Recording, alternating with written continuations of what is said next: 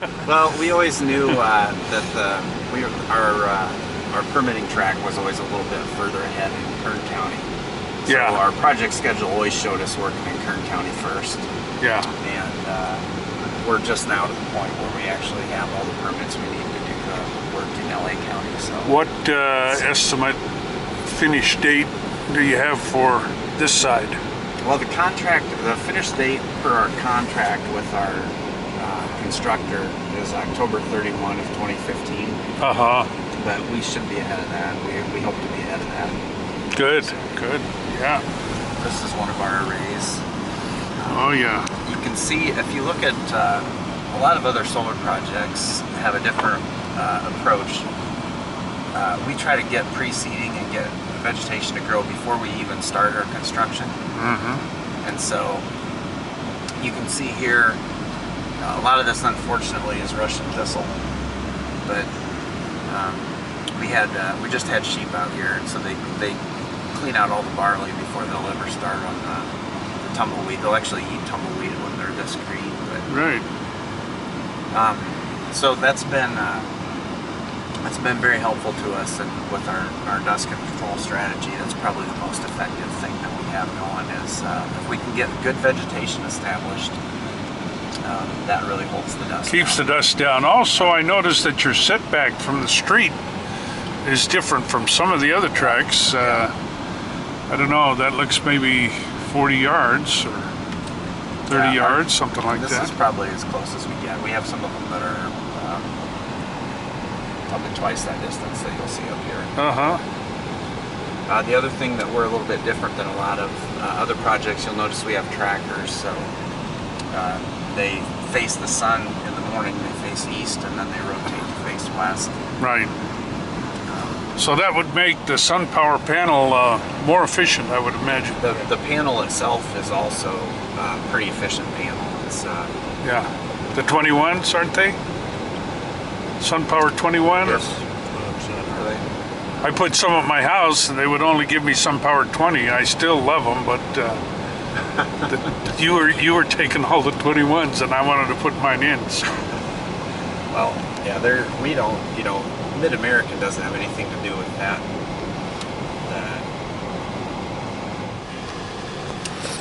No, different from MidAmerican and SunPower, I guess. Yeah. So we own the project, and they're constructing it. Uh-huh. They construct these projects primarily to sell their panels. Yes. And then they'll also have an operations and maintenance agreement, so they'll have a permanent presence here too. Sure. The life of the project. Sure. Sure. This is kind of, you can see this area right here. We don't own this area. Uh-huh. But there's a lot of areas like this out here where you have active farming, agricultural Right. work going on, and he's irrigating to get his crop to grow, but normally most of those areas don't have any kind of dust mitigation whatsoever. Yeah. And so that's a challenge that we have, is if you're even a half mile away and you look over here, you can see dust. You could potentially see dust coming off of this where Right. they're doing this grading work. I mean, everything that's going on over there contributes, and so that's one of the challenges that we have with. You can see our project's not contiguous. There's a bunch of gaps in it. Yeah, that's been noteworthy right from the beginning when Nicky Nix first came to the town of Rosamond, to the different groups, and explained looked like a checkerboard, all over the place, but it's amazing that you guys have gotten it done and so far along so quickly. Yeah, it's really coming together pretty well. Yeah. These panels are also larger than a lot of the panels you'll see on other projects, so the good part of that is it constructs faster. Uh-huh. The bad part of that is if you get very high winds, we have to stop production on because the panel's big enough, it'll catch a lot of wind. I see. So with the smaller panels, they can keep going. If we get to 20, 25 mile an hour winds, we have to stop. Uh-huh. So do you turn the panel like those? Do you turn those into the wind and let the wind go over it? When the wind gets to 40 miles an hour, they go flat. They go flat. Yeah. So we're driving down 170th Street now, and the western edge of these arrays is the western edge of our project. Yeah.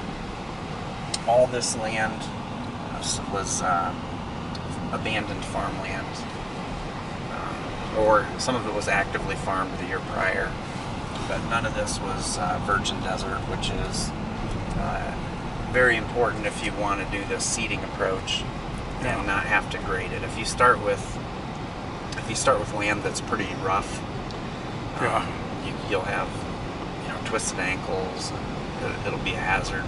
Sure. To try to work on. So. Yeah, you'll fall in those snake holes and ground holes and rabbit holes and things, and that won't be good. So now we're turning down right here. Okay.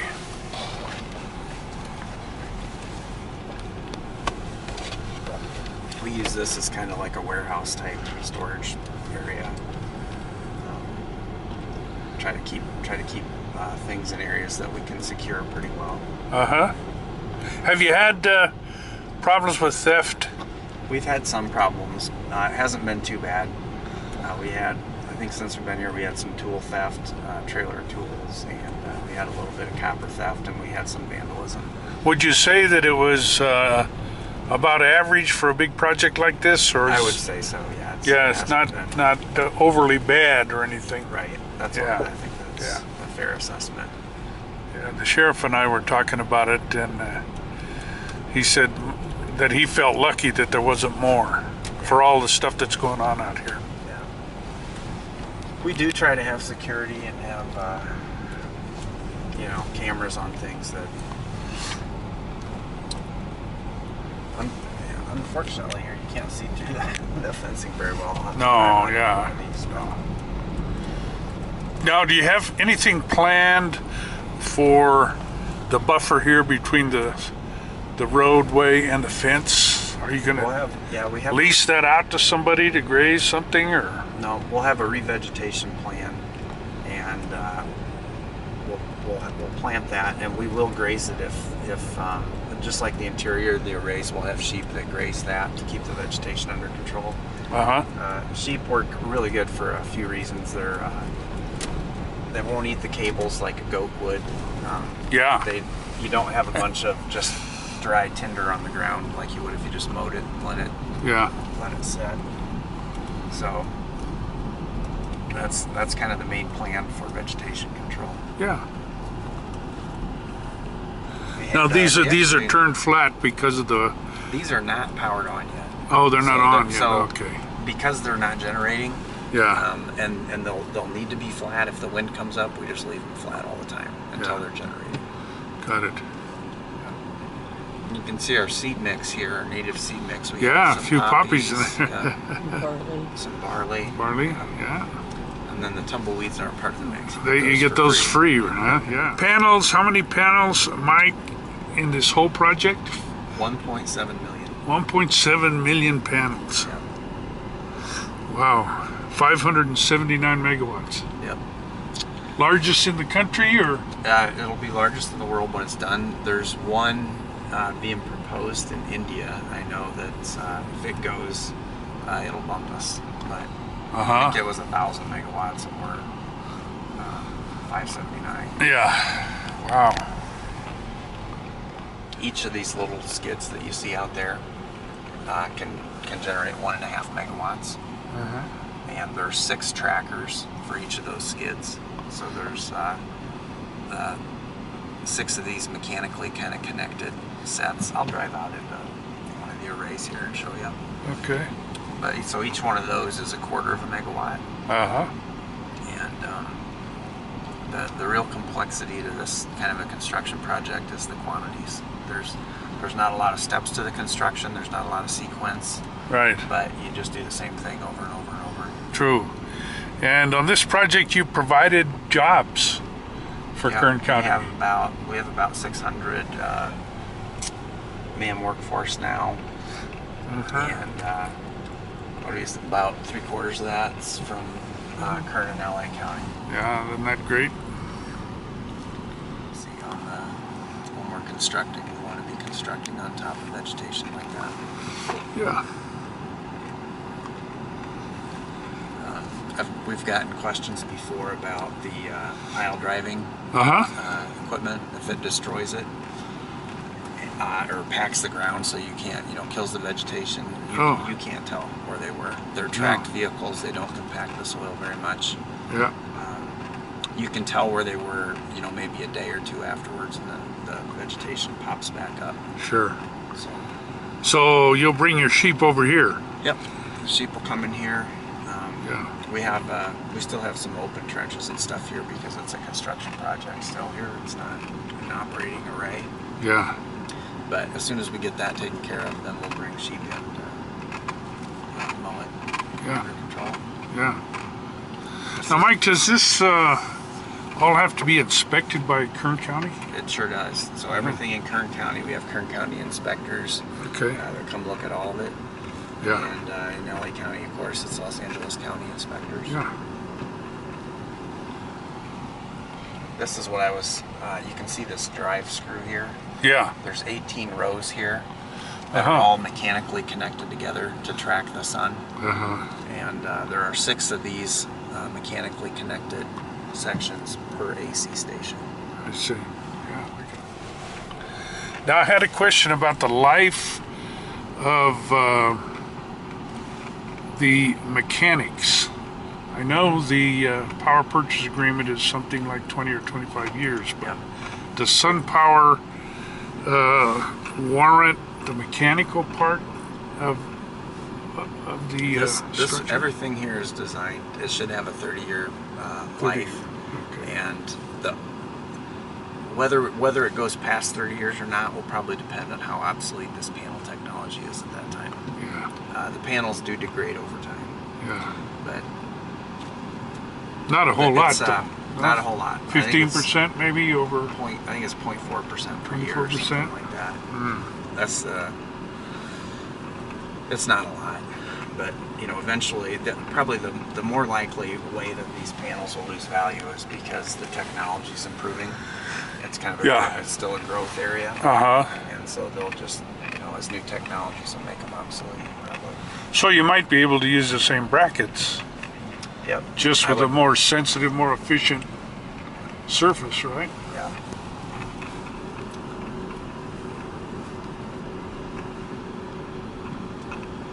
But you can see there's not a lot of complexity to the construction. You drive the piles, you put the torque tubes on, put the panels on that. Yeah.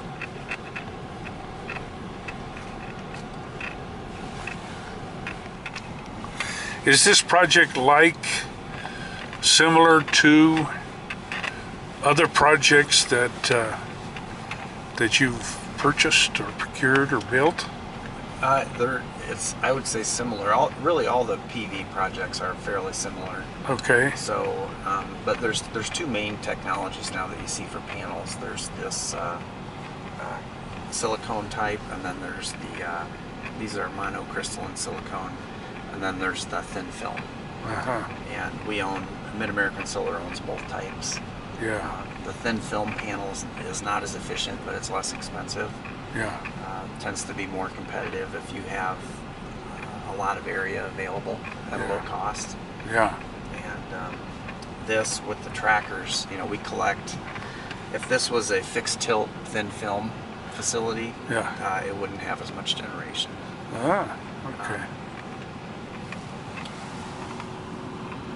We get more megawatt hours per year with the high efficiency panel that tracks than you would get with thin film. Yeah.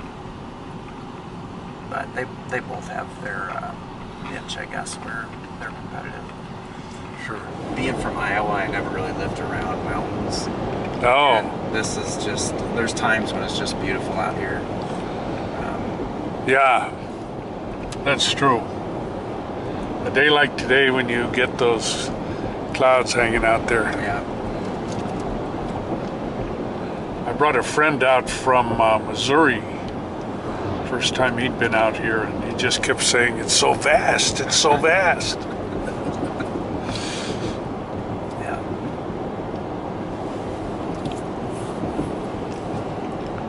On a clear night, Oh, You can really see the stars here better than I ever could back in.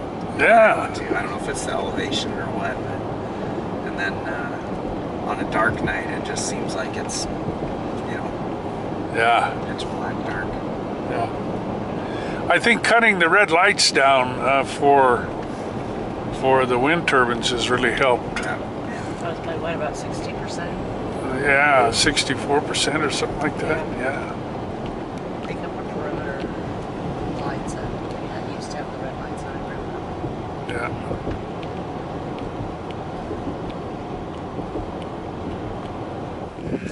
We're here at the MidAmerican project on Avenue A and about 140th and 50th Street. And one of the innovations here that MidAmerican and SunPower has done is to put seed in the ground and then to keep the dust down, and then as it grows up to turn sheep in to bring it back. And they plan to do this over all of their projects. So this area out here in the Antelope Valley is known to have sheep for years and years, and there'll be lambs also. But right now, it's keeping the dust down and feeding the sheep. Well, Mike, thanks for the opportunity to interview you before you get out of town, or before you get out of the desert here. I wanted to ask you, did anything surprise you coming from where you grew up out here to the desert? Yeah, definitely. I grew up in Iowa, which is a significantly different landscape than what you see out here. I've never really lived around mountains, and I would say probably one of the bigger pleasant surprises. I knew the weather would be better, but the mountains, and we'll come out here some mornings, and there'll be a little bit of snow on the mountains, and it'll still be a comfortable temperature here. And the clouds kind of get hung up behind the mountains, and it's just it's kind of a beautiful setting. Mm-hmm. The sky gets clearer at night here. The weather, of course, is much better, so that was all a pleasant surprise. Yeah. Some things are pretty similar. It's got a kind of a small town feel to it, and the area where the project is here is I would say a rural area. Mm-hmm. Kind of an agricultural area, and that's very similar to what I grew up in. Yeah. And, the people they have some similarities because of that kind of small town and agricultural background. So. Mm-hmm. Mm-hmm. And you've changed the landscape for the better, I think, in terms of renewable energy and. Yeah, I think it's going to be. I think.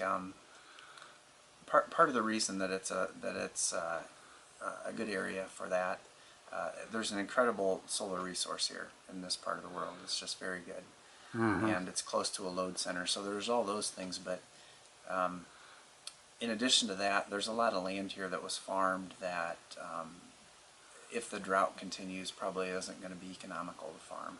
The price of water will make that difficult to do, and so I would imagine that likely the number of acres that are being actively farmed will shrink, and that gives a good opportunity for something else to come in on that property and generate some kind of a useful, become part of the tax base, I guess, for the area. True, be put to some useful use. Yeah. So again, I'm struck by the beauty of this place, and I think the panels are, as far as generating electricity, it's about a low profile way of generating electricity as you can get. Mm-hmm. Mm-hmm. Well, we understand that you're being promoted, I guess, and moving on to another type of job, and I'm kind of wondering what that's going to be now that you have all this experience with the wind and the dust and the sun. Are you going to be able to use that where you're going? Well, certainly anything that is a new experience broadens my horizons and gives me a better perspective. Yeah. I've heard a lot of a lot of good concerns here from community members about power generation, and there's a lot there to think about. My new job will be, I don't know the day-to-day aspects of it very well yet, of course, but it'll have more to do with staying on top of legislative and regulatory policies that would affect the industry that I'm in, the power generation industry. And certainly having that additional perspective from this job will be very helpful. Sure. Well, on behalf of the people here in Rosamond, during your tour of duty, I think you kept Mr. Caudell's promise when he first came. He said that the company, MidAmerican, wanted to be good neighbors. And I feel that you certainly have done that, and communicated the fact and helped things that really need to be helped while you were here. So I want to thank you for that, and wish you bon voyage and everything. I very much appreciate that. That will always be our goal. We are not going to come into an area and just be here temporarily and bail out. We want to be here for the long haul. We want to be integrated into the community. You know, we want to be an asset to the community. We want to help with the community's needs, and we've tried to do that, and we've tried to be a good neighbor. So it's nice to get feedback that. Positive feedback about, you know, anytime you try to set out to do something, it's nice to hear that you had some success at it. So. Right, and from the news standpoint, I think it went very smoothly, actually, compared to other issues we've had to cover over the years. For this amount of money and this large-scale project covering so many thousands of acres, I think it's a tribute to MidAmerican that it went smoothly, and people are, I think, happy with how it turned out. Oh, that's good. I hope that's the case and continues to be the case through the life of this project. Good. Well, thanks again. Yeah, you're welcome.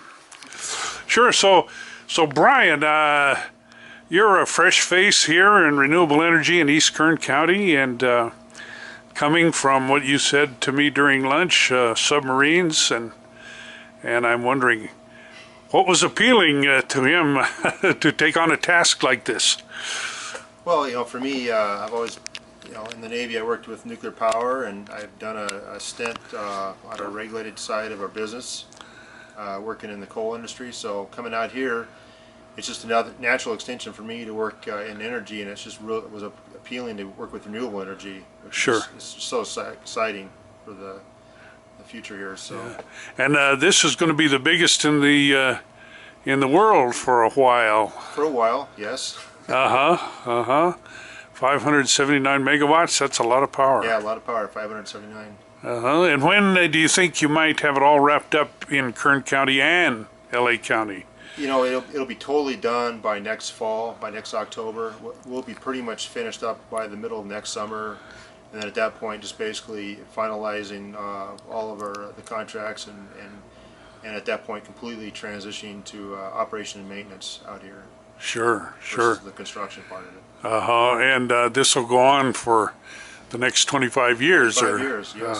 So you will be a neighbor for a long time. Yeah. Probably not you, but the company. The company will be out here, yes.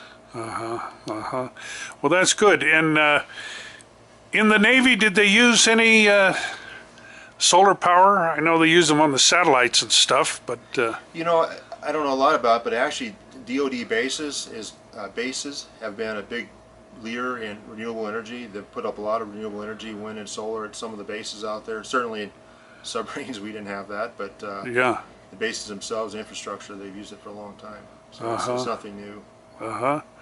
Well, Rosamond wants to welcome you here to the community, and you know, we're all desert rats at heart, and have watched this desert try to be farmed and then not farmed and fallow, and now this use for it helps the job base, helps the tax base, things like that. So you're a welcome neighbor, and we hope to be good neighbors to you. Thank you. Yeah, I just want to say thank you. You know, the area is great. I'm really happy to be here, to be part of the the community here, so, and we'll be here for a long time. Good, good. We're good neighbors. So, Well, thanks. Okay, thank you so much. thank you. Uh-huh.